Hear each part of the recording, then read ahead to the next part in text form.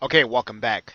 We are now looking at our WordPress blog again, and one of the things we want to discuss in this video is the fact that you want to make sure that as your visitors come, that you have the opportunity to interact with them and market to them a second time, and that means that you're going to have a couple of things in place. We're talking about those foundational elements. One of those things that you're going to have, obviously, is you're going to have an autoresponder. Now, you're looking at GetResponse right now. There are several available. There's Aweber and iContact and lots of different autoresponders available. GetResponse does have a free trial. One of the benefits that GetResponse does have is that they've got built into their pricing a landing page feature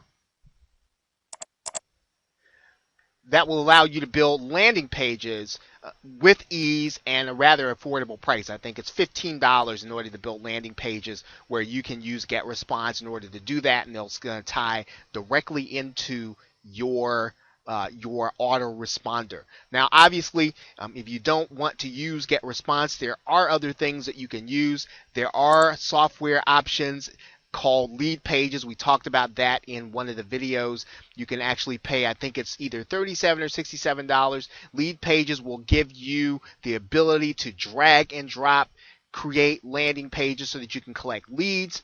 You can also use another site, we talked about this one before, called Instapage. Now, these are places where you can drive traffic to a particular place where you're just going to have one offer. The only thing that's going to be on the page is going to be your offer. It's all you're going to be able to talk about. Now, obviously, if you're using a blog in order to drive traffic, now we're looking at a very popular blog on the web, you still want to be able to collect names and email addresses. So you're looking right here. This person has something at the top of their site above the fold called Connect with GrowMap.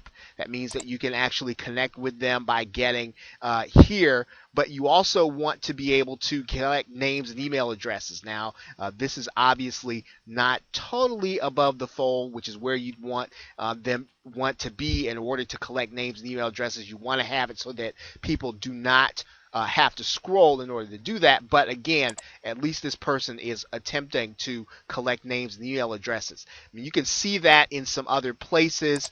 One of the sites called ProBlogger, very popular blog. You'll see there that ProBlogger has the opportunity for you to subscribe to their newsletter. They've got here at the top a bar that's going to give you the opportunity to, once again, participate in their community. You want to give visitors the opportunity to join you so that you can collect their names and email addresses, not only so you can market products and services to them, but that they can also get a chance to see what it is you're doing. They can see the value that you're offering. A very important part of the traffic process is getting names and email addresses, because you can then generate your own traffic by sending an email. That's why this is important. So it is another way of driving traffic, but you must have this in place to collect names and email addresses. So the minimum, once again, is you must have an autoresponder company. I'm going to click back to GetResponse. And then, of course, you need to have a way of collecting those names and email addresses either on your blog, as ProBlogger does, and GrowMap does.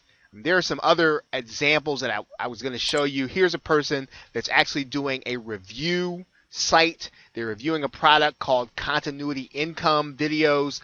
Of course, they are also collecting names and email addresses. So even if you are marketing affiliate products, you still want to collect names and email addresses, because once again, once you have the names and email addresses, you can drive traffic yourself to a particular offer by sending an email. So, but you must have these things in place. You're going to see the example of a landing page here.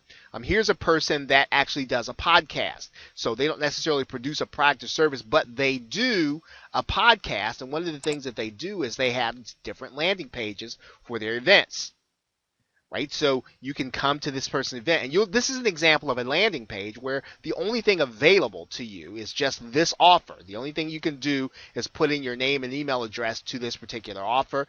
Now, of course, the thing about a blog is you've got other things going on, right? There are other things for people to click on. They could get distracted and go to these other places, but once again, if you build familiarity with your visitors, you'll be able to drive traffic. So the point in what we are talking about in this video is that you must create the opportunity for your visitors to be able to put their email address in so that you can collect it inside of your autoresponder so that you can then email them in order to drive traffic to wherever it is that you want.